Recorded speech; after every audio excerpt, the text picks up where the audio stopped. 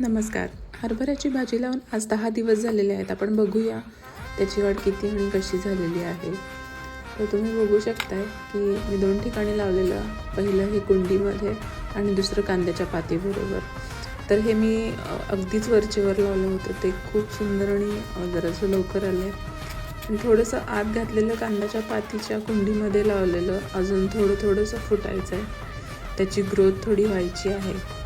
पण एकंदरीतच ते छान आलेलं आहे. थोडीशी कांद्याची पात मी आता तोडून घेणार आहे आणि आजच्या स्वयंपाकात मी ती वापरणार आहे. तर चला आपण ते घेऊया.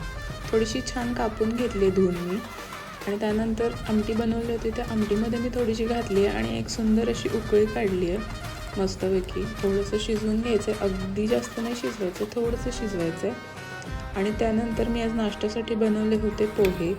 तर मी त्या पोह्यांमध्ये पण जेव्हा आपण कोथिंबीर घालतो ना, अगदी त्याच वेळेला ही कांद्याची पात अगदी बारीक नाही कापायची, थोडीशी मोठी कापायची आणि मस्तपैकी वरून घालायचं आहे आणि एक वाफ काढून घ्यायची. खूप छान चव येते पोह्यांना.